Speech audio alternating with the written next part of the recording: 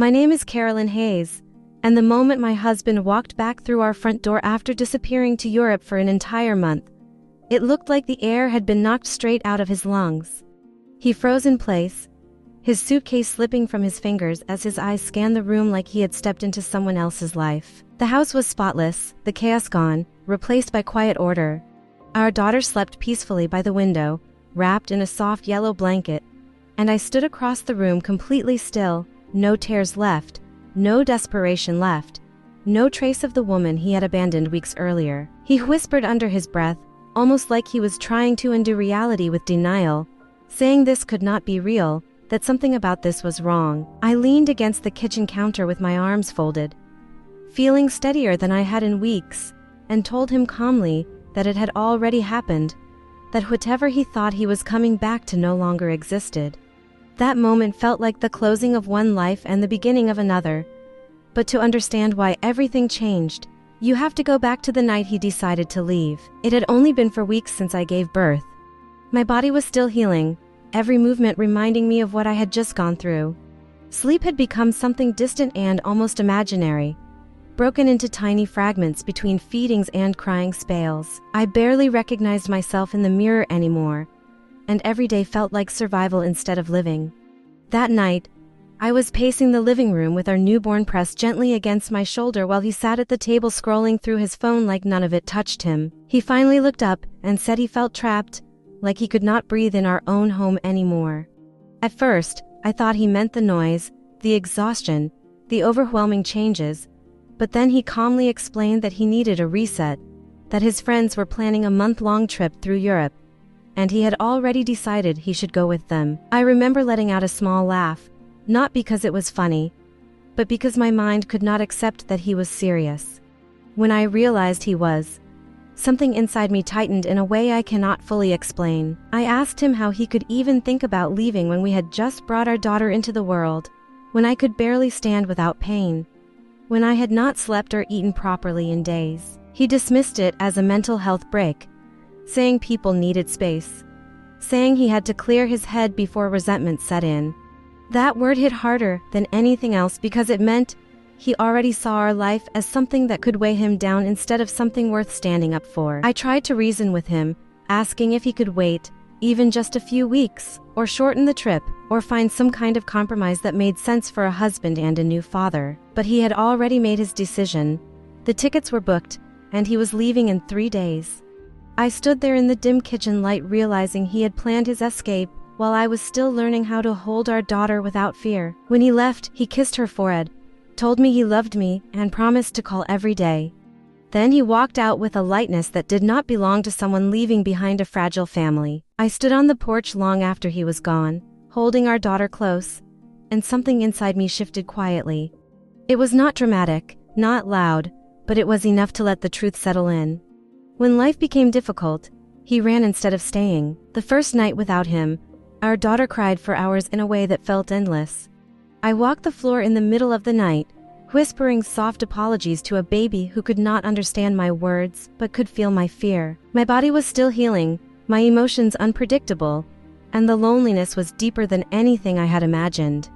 When he finally texted the next day, it was a picture of a beach, bright and carefree, with a caption saying he wished I were there. I stared at that message while milk soaked through my shirt and exhaustion blurred everything around me.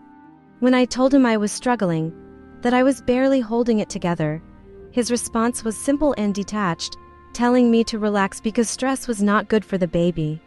I remember laughing through tears because it felt so disconnected from reality that it almost became absurd. The days that followed blurred together into a cycle of feeding, changing, rocking, and trying to stay awake. I barely ate, barely rested, and barely felt like myself. When his mother showed up unannounced, instead of offering help, she criticized everything, from the state of the house to how I was handling motherhood. She told me that men needed freedom and implied that I was the reason he had left.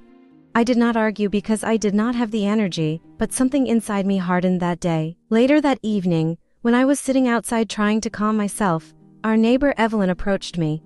She was older, calm, and carried herself with a quiet strength that immediately made me feel seen. Without hesitation, she took the baby from my arms and told me to take care of myself for a moment. that small act of kindness felt like oxygen. When I came back, she had made me food and sat me down like it was the most natural thing in the world. She told me something that changed everything. She said I was not meant to do this alone, and that needing help did not make me weak, but I needed a plan. That night, I opened a notebook and started writing everything down, from dates to messages to expenses. For the first time since he left, I stopped waiting for him to come back and fix things. I started figuring out how to protect myself and my child. Over the next days, I gathered information, spoke to a lawyer, and began organizing my life in a way that felt stable. I reviewed our finances and realized how much he had spent on his trip while ignoring responsibilities at home. Instead of reacting emotionally, I made practical decisions to secure what we needed. I created routines, built a small support system, and slowly began to feel a sense of control returning. By the time he texted saying he was coming home and could not wait to fix everything, I was no longer the same person he had left behind. When he walked into the house and saw the changes, it was not just the clean space or the organized boxes that shocked him. It was the fact that I no longer needed him in the way I once had. On the table were documents, notes, and a letter outlining exactly where things stood.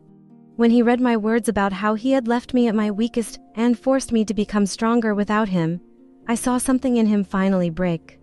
For the first time, he looked unsure, like the version of himself he relied on no longer worked. He tried to explain, to justify, to say he thought he could step away and come back ready. But he had never considered that I might not be waiting in the same place. When he asked if he could hold our daughter, I hesitated for a moment before stepping aside. Watching him hold her, seeing the weight of everything settle on his face, I realized that apologies were only the beginning. That night, I heard him trying to care for her, fumbling through things he had never learned because he had not been there. I stayed in bed, listening, not out of resentment, but because for the first time, I was not alone in carrying the responsibility. The next morning, we sat across from each other and spoke honestly about what had happened. I told him clearly that nothing could be fixed overnight, that if there was going to be any future, it would require real effort, consistency, and accountability. To his credit, he did not argue. He agreed to everything, not with charm or excuses, but with a quiet understanding that he had broken something significant. In the weeks that followed, he showed up in ways he never had before. Not with grand gestures, but with small, consistent actions that slowly began to rebuild a fragile foundation. Trust did not return all at once, but it started to grow in moments, in effort, in responsibility. Standing beside our daughter one night, I realized something important. Love is not about enduring pain or waiting for someone to change. It is about facing reality and deciding what kind of life you are willing to build. Whether that means walking away or giving someone the chance to prove they can do better. For me, that moment was not about forgiveness. It was about strength, clarity, and the understanding that I would never again lose myself waiting for someone else to stay.